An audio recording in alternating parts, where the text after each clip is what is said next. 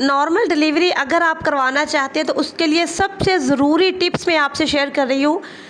सबसे पहली चीज़, जैसे ही आपको 9वां महीना शुरू होता है आप अस्पतालों के चक्कर लगाना शुरू हो जाते हैं कि डॉक्टर्स हमें ये हो गया, हमें वो हो गया। आप हल्की सी दर्द बर्दाश्त नहीं करते, आप फॉल्स पेन में जाके अपना ऑपरेट करवा लेते हैं।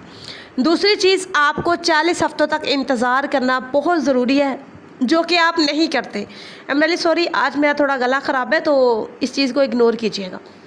आपने इंतज़ार करना है। हर लड़की का अलग प्रोसीजर होता है, किसी का 40 हफ्तों तक, किसी का 39, 38, 37 के प्लस पर जाके आपकी नॉर्मल डिलीवरी की दर्दें लगती हैं।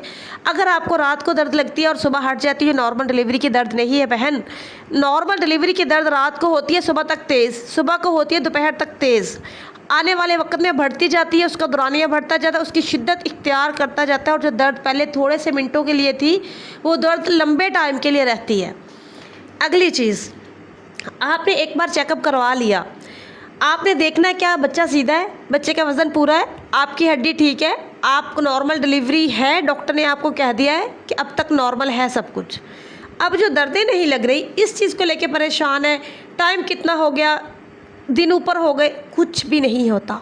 हमारे पहले माँएँ जो थी, नानी दादियाँ, बच्चे पैदा किए तो उस चीज़ को लेके आप चले कि वो पहले वॉक बहुत ज़्यादा करती थी, एक मटका सर के ऊपर, एक मटका बगल में, एक बाल्टी हाथ पे, पानी की लटकाई हुई है और 2-2, 3-3 किलोमीटर चल रही हैं। तो इस चीज़ के साथ नॉर्मल डिलीवरी बहुत आसान है। आपके मसल स्ट्रॉन्ग होते हैं। आपको चाहिए कि आप नॉर्मल डिलीवरी अगर चाहते हैं तो अपनी एक्टिविटीज़ को बढ़ा लें। घर में बाहर के काम यानी कि वॉक करें। अगर आप ऑफिस वर्क कर रही हैं, ज़्यादा देर तक बैठे रहते हैं, तो आप कोशिश करें कि उस 6 घंटे के अंदर अंदर 10-12 बार उठ के खड़े होकर 2-4 कदम चले। आपने अपने आप को इस तरीके से करना है कि आपके जो मसल्स हैं, जो आप हल्की सी दर्द, हाँ सीधी सी बात है, अगर आप बेड रेस्ट पे लेटे रहेंगे तो आपकी नॉर्मल डिलीवरी नहीं होगी, अगर होगी भी तो बहुत मुश्किल, क्योंकि हमल कोई बीमारी नहीं है, हमल एक नॉर्मल अमल है। हम बेड पे लेट जाते हैं कि जी हम नॉर्मल डिलीवरी करवाना चाहते हैं, तो इस तरीके से नॉर्मल डिलीवरी नहीं होती।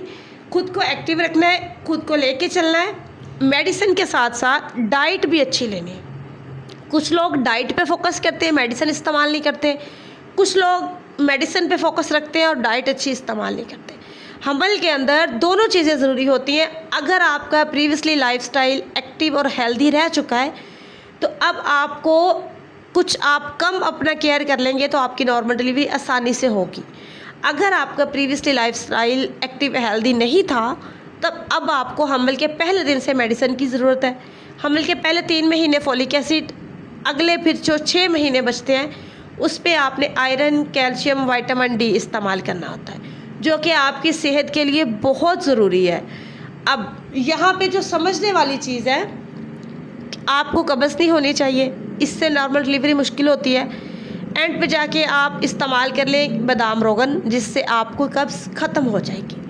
अब ऐसे कमेंट्स जब बार बार मुझे आते हैं तो मैं बार बार इसी टॉपिक पे वीडियो बना चुकी हूँ। अगर आपको नहीं समझ आ रही इस टॉपिक पे तो मैं मज़ीद तफसील से भी आपको समझा दूँगी, एक एक लफ्ज़ बता दूँगी, पार्ट्स 2 में करके वीडियो अपलोड कर दूँगी, 2 हिस्सों में बना के। लेकिन आप कोशिश करें खुद के लिए और बच्चे के लिए टाइम निकालने की। Thank you.